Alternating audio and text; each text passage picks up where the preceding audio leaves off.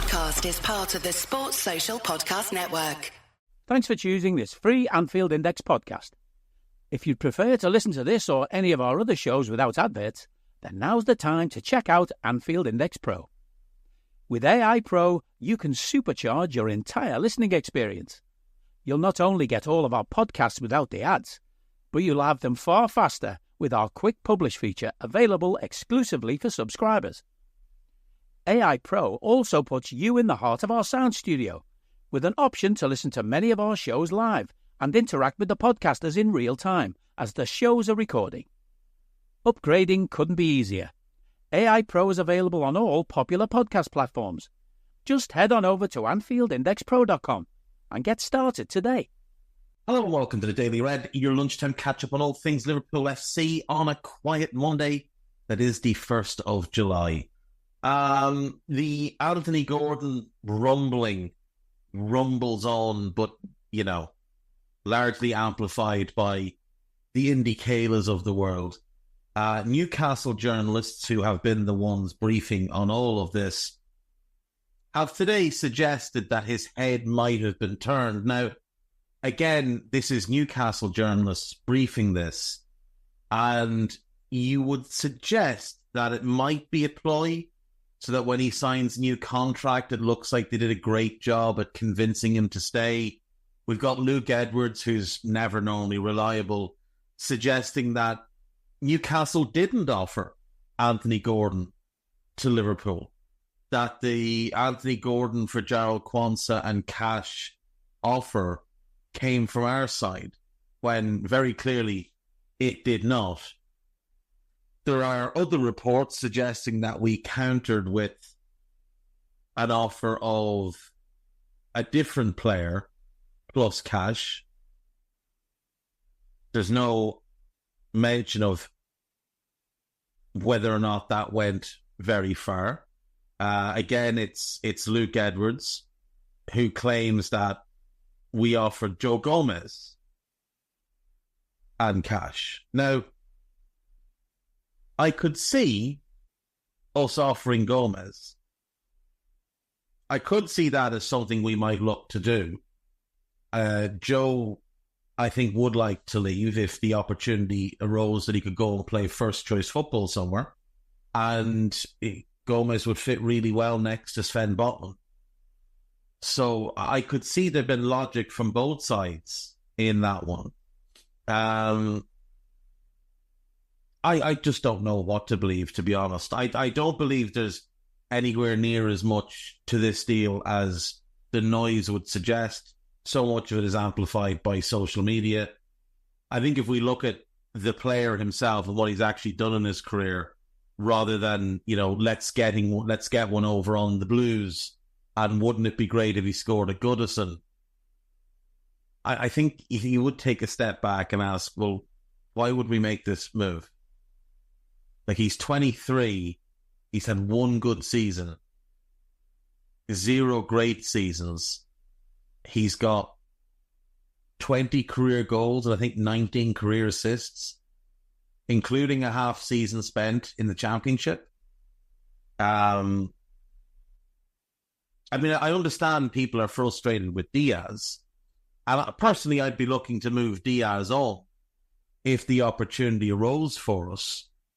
But at the same time, since Diaz arrived at Liverpool, despite how frustrating he can be, he has been more productive than Anthony Gordon has. In fact, Luis Diaz has scored more goals for us than Anthony Gordon has in his entire career of 150 games. Diaz has played less than 100 games for us and scored 24 goals. And I keep going back to the Diaz we bought. Like, the Diaz we bought from Porto is not the player we see week in, week out for Liverpool. We did see it in that first 6 months. After he arrived, before he got assimilated into the system, we saw the Luis Diaz who'd been playing for Porto. But you look at what he was doing for Porto, like, the 1920 season, he scores 14 goals. The next season he scores 11. And then in the half season before we signed him, he scored 16. Like, there's a track record there of production in a good league. And he was performing in Europe for them as well, whereas Gordon looked quite out of his depth in the Champions League this past season. Now, admittedly, it's his first time, and he's still a young player, so you do expect that there will be those growing pains where, you know, he's not quite sure of himself. There's a lot of pressure, especially for Toon. It was their first time back in the Champions League. And let's all be honest, they weren't actually a Champions League caliber team. They snuck in the year before because we were crap. If we'd been anywhere close to what we were capable of, Newcastle would not have been in the Champions League that season. But again, Diaz, there's just something with Diaz where I do wonder if Arne Slot got a bit of time with him in his system. And again, you go back to the numbers, 14 and 6 in 50. Now, 50 appearances, but less than 3,000 minutes in that 1920 season. That was his first year with Porto. The second season with Porto, 11 and 7 in 2,600 minutes.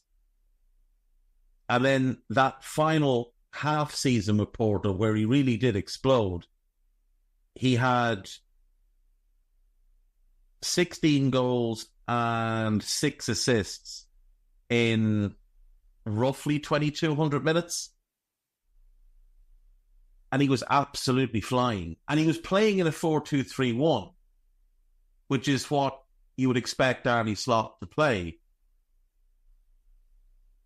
And you look at what Slot was doing last season with the Feyenoord wingers, and you look at what he was doing with Minta, and that sort of relentless 1v1, go at that fullback over and over and over and over again that he had Minta doing, while his other winger, Paxiao, would play a bit more narrow. We could well be looking at a situation where Mo plays that bit more narrow, which is likely, because I think he's going to flip his wings. I've said this before. I think we're going to look at a left back who's more of a centre back, because I think, you know, someone like Gertrude, but left footed, which is why Calafiori makes all the sense in the world for us. So Mo would play narrow, and that would leave Trent in a kind of a wide-ranging role where sometimes he inverts into midfield, sometimes he plays a traditional right back, sometimes he plays high and wide almost like a winger, and Mo plays that bit more narrow, getting closer to the 10, who in this situation would be Dominic, than Diaz, who would play, or the left winger, doesn't have to be Diaz, who would play wider and try and isolate on a fullback, and then not have to worry all that much about what's behind him, because Calafiori's there more as a, or whoever, Lukeba maybe, Inacio maybe, Hincapie maybe, Pacho maybe. They're there more as a recycler rather than someone that's going to overlap. And one of the issues Diaz has had at Liverpool is that him and Andy Robertson have never been on the same wavelength. Diaz doesn't want an overlapping fullback because they get in his way and they take up the space he wants to run into. That's why the Diaz-Gomez thing looked better last season than Diaz-Robertson ever has. For me, I would look to sell Diaz, and I would look to bring in Kvaratskhelia, maybe Nico Williams, though I still have some doubts. I'd be interested in Neto, even with the injuries. I just think he's a really special talent. But Kvaratskhelia is the one. Like, for me, he's the one to go and get. But if it's not him, Diaz makes sense in Arne Slot's system of 4-2-3-1 more than he made sense in Jurgen Klopp's 4-3-3. Because Klopp wanted his wingers that bit more narrow, and Diaz wants to play wide. He wants to hug the touchline. He wants to isolate on fullbacks. He doesn't want to be running off the centre forward, which is what Mane did so brilliantly for years, where Bobby would drop out, play the ball round the corner, and Sadio's into space. That's not in any way Luis Diaz's game. And the more we tried to make that his game, the less effective he was. But yet, he still put up 13 goals and 5 assists last year. And that was a bad season for Diaz. A bad season in which he played 300 less minutes than Anthony Gordon and yet only had 4 less goal involvements. In a bad season versus Anthony Gordon's career best year. And yes, Gordon is 4 years younger. But I always go back to what I thought when I saw Diaz play for Porto. That there was something about him that was different, that allowed him to do things that other players couldn't. And when you see him play for Colombia, you see more of the Diaz that we bought. And Diaz went to the Copa America that year and was just outrageous. 2021. He was just outrageous. But I do wonder if, we heard when Slot was hired that one of the reasons he was brought in and that one of the tasks that had kind of been set to him was, look, we've paid all this money for Darwin. It's on you to get the most of it. And it wouldn't surprise me if the same was true of Diaz. And we've constantly heard Liverpool are planning for next season with Diaz, and maybe we are. And maybe what we're looking at next year is a front four of Mo on the right but playing a bit more narrow. Dominic is the 10, Diaz on the left holding the width, and Darwin up front. And then you've got Elliott as the backup to Mo. Gatbo probably best suited in the 10 position, to be honest. But also as the backup on the left. And then Jota up front. But Jota can also play left, though it's not ideal. Elliott can also play as the 10. Maybe Ben Doak gets used a bit as the left wing backup, which probably suits his game a bit more as well. The 4-2-3-1 and especially on the left. I think it would suit him a bit more. Which means that maybe our focus is going to be holding midfield and 2 in defence. Now, we keep hearing, it's not a priority, this isn't a priority, that's not a priority. At the end of the day, fuck knows really what the priorities are. But if that is, I'd be genuinely happy if we just went and sorted our defence this year, including that defensive midfielder.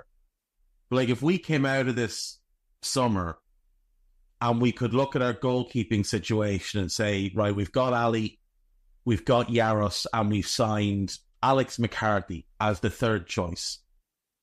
Great. And we've still got other young goalkeepers that potentially could be used.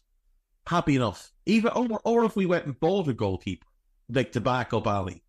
If we did buy Anthony Patterson or we went and bought one of the other goalkeepers that we've been linked with, fair. We come out of this summer with the goalkeeping situation boxed off. We've got Trent and Bradley at right back, so we're good there.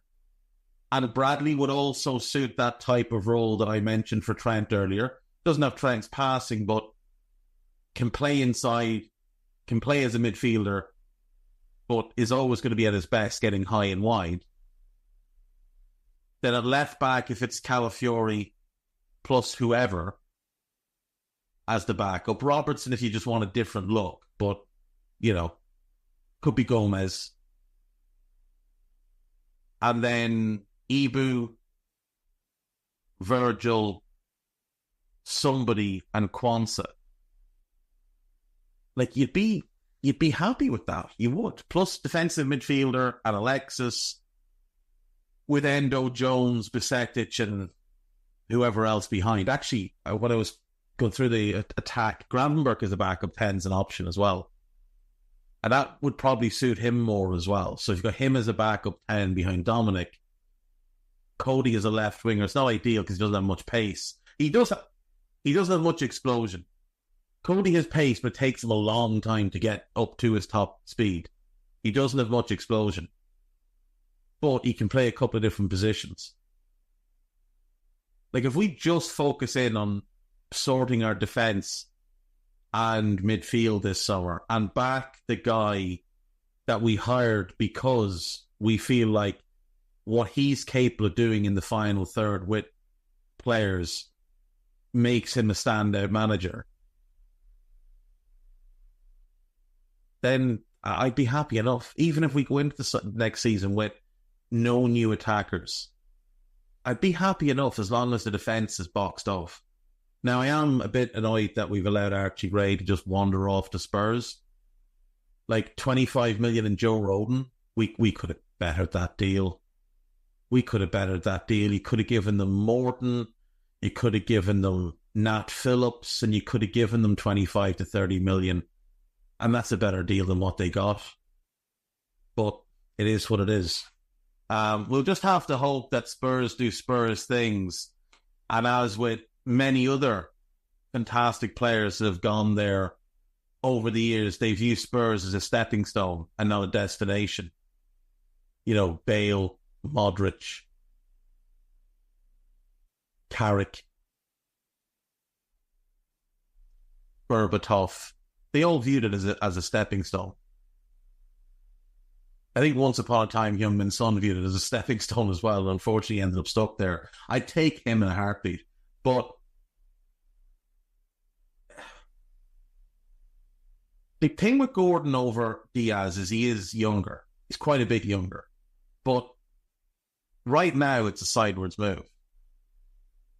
And the best of Diaz now and for the next 2 years is going to be better than the best of Gordon. But you've got to get the best out of him. And when you watch Feyenoord play, Arne Slot is potentially the guy to do that. It's the first time I've actually looked at something with Slot and thought, do you know what? He makes more sense with that than Amorim would have. Even with Darwin, Amorim made more sense because he's got more of a track record with nines. But something like Diaz and how Slot uses wingers and how he gets the most out of them routinely, regardless of who it is, really. I do just wonder if we look at Diaz and think, we haven't gotten anywhere close to the best of you. So we're going to do that. We're going to get the best out of you, even for 12 months. And then we're going to sell you. We're going to sell you at peak value. And the thing with Gordon is, like, he's not going to become unattainable in 12 months. So if he repeats what he did this past season,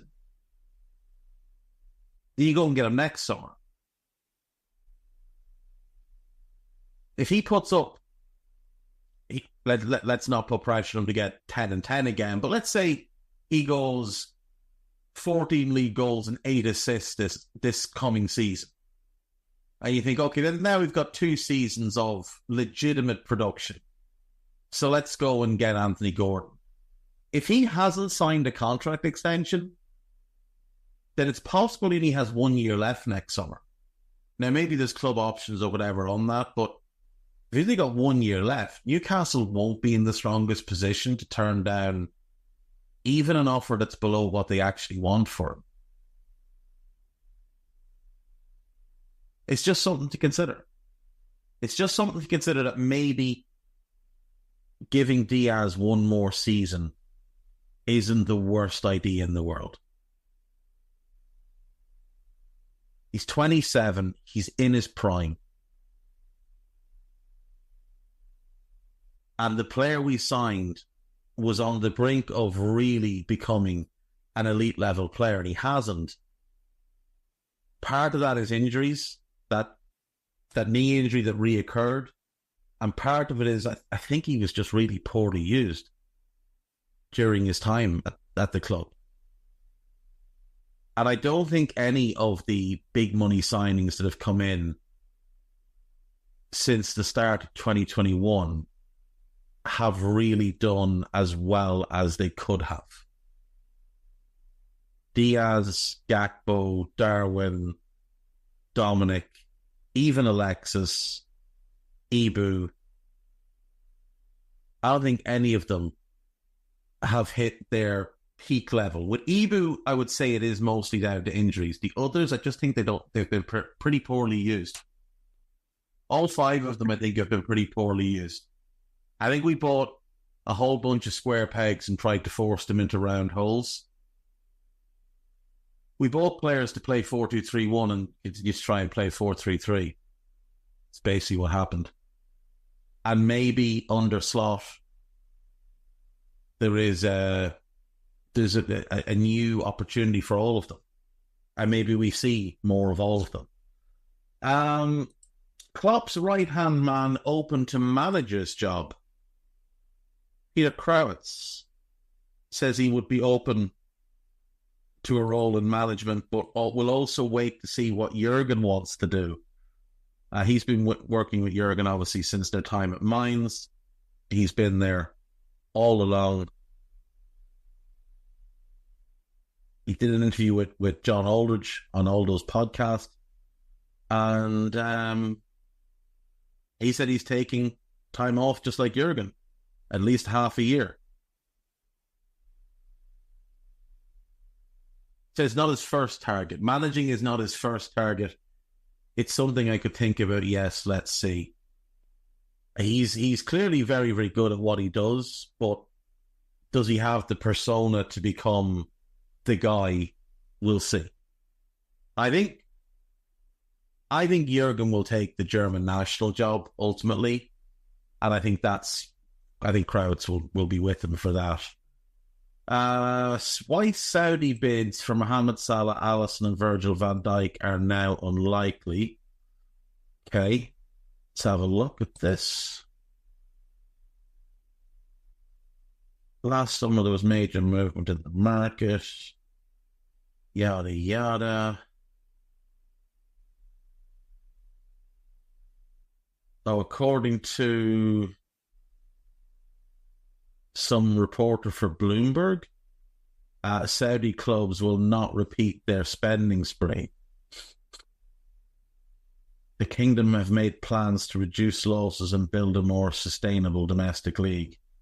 We'll see.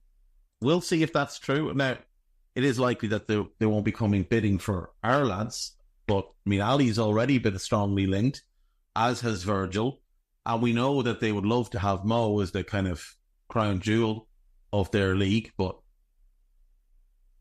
it's likely all 3 stay with us, at least for 1 more year. Arne Slot will hold his first press conference as Liverpool head coach this week, and what to expect from Liverpool FC's first week of pre-season. It's obviously going to be quite a small squad working with the coaches in the interim, because we've got so many players that are away and other players that are still on break. But yeah, I mean, it'll be good to see training pictures. It doesn't seem like all that long ago since the season finished, does it? It's been what, 5 weeks? Anfield pitch is ready to be relaid after Taylor Swift and Pink concerts. Yada yada. Okay. We'll check out Anfield Watch. Then we'll check out Dave O.C. Cop and see what he's trying to sell us today. There's a piece about Anderson Arroyo. Piece about Paxia of Feyenoord, says he's waiting to find out what happens next for him. Piece about Coop Miners. I don't think we've had any interest in him. A piece about Calafiori. Piece about Sepp Vandenberg. A piece about Connor Cody talking about Trent and Henderson trying to convince Jude to join Liverpool. Speaking of Trent, England were shit again without Trent, didn't play a minute, and Gary Neville came out afterwards and said something along the lines of it's illegal for him not to be brought off the bench. Gary Neville is the primary reason that lots of bellends think Trent can't defend, because he's ran that agenda for years, that Trent is a defensive liability at right back.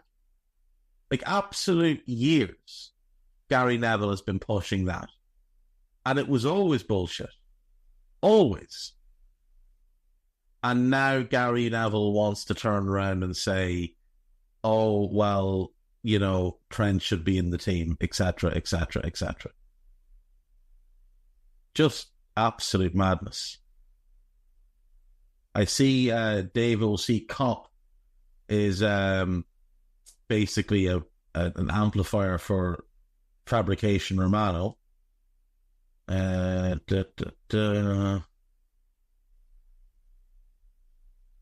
Calafiori. Who else?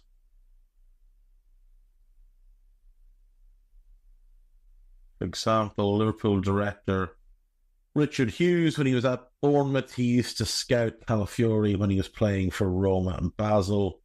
Yeah. So there's nothing in that. It's just drivel, as usual, from Al Fabrication. The Athletics' James Pearce has offered an update as to why Liverpool have been slow in this summer transfer market. Well, largely because it was June, and fuck all happens in June. The only teams that really make deals in June are teams that are desperate to sell players, which is what we've seen.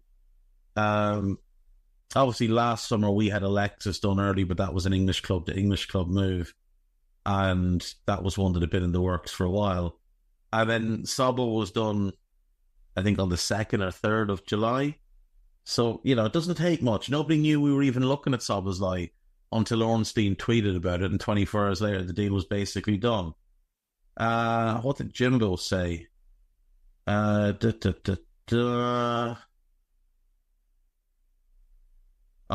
wanting to assess the merits of those he had inherited.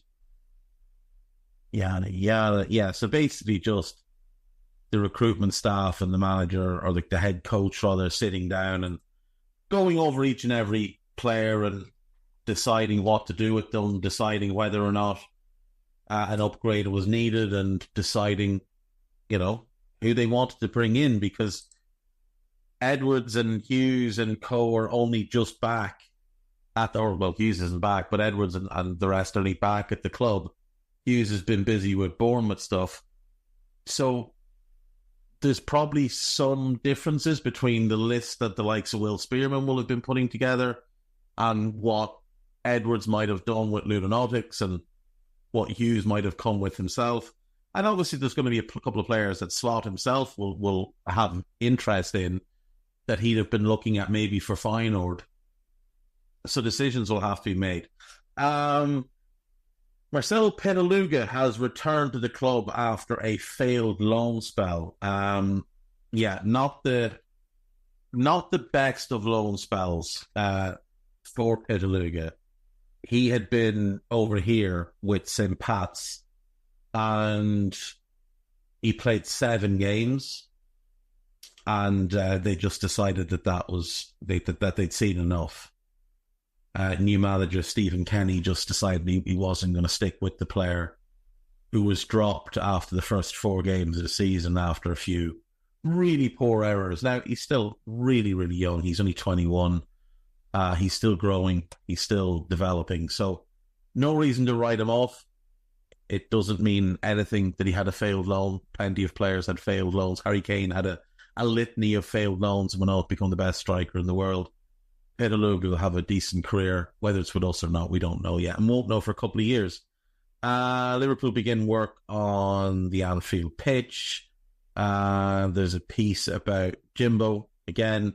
And then podcast-wise, there is the new Anfield Index podcast to come out on Friday. There is the Euros podcast that myself and Carl are doing daily. There is the FFP Scramble, which was put out on EPL Index, if you want to go listen to that. The daily pods are on both EPL Index and Anfield Index Pro. If you missed it over the weekend, Saturday's Daily Red, I sat down with Ben Boxak and we talked about Dominic's performance at the Euros and Ben's new book called Rise of the Underdogs, Football's New World Order. So do give that a listen and then go and buy the book for the love of God. It is going to be absolutely brilliant. I have no doubt about that. So go check it out. The Monday Lynchtime podcast is out now. Dave Davis and David Lynch. So make sure you listen to that, and we'll have more to come this week. Also, go and listen to Buzz Podcast. Myself and Trev have had a couple of really good ones recently. Unforgiven, Belter, and our most recent one that came out over the weekend, Mississippi Burning. Yet another Gene Hackman film, because Gene deserves the love. So go and watch Mississippi Burning if you haven't seen it before, or if you haven't seen it in a long time, and then listen to the pod, and then go and listen to all the other Buzz podcasts, because they're brilliant. And I don't generally say that stuff I've done is good, bad, or indifferent, but the Buzz pods are brilliant. And it's obviously mostly Downey, but I'm on there too, and I'm fucking trying my best. So go and give them a listen. And I'll see you all tomorrow. Take care of yourselves. Enjoy the rest of your day. Bye-bye. We hope you enjoyed listening to this Anfield Index show. Please be sure to subscribe to our channel so future podcasts find their way to your device automatically. There's nothing quite like fan engagement, and we'd love to know what you think of anything discussed on this show. The best way to get in touch is over on our free Discord community, where both podcasters and listeners debate the hottest LFC topics 24/7. Sign up free now at AnfieldIndex.com/Discord. You won't regret it. You can also follow us on Twitter at Anfield Index and find us on Facebook by searching for Anfield Index. Oh, and before you go, we'd love it if you could leave us a 5-star review on your favourite podcast app. It only takes a couple of seconds, and it means the world to the people who create these free shows. Sports Social Podcast Network.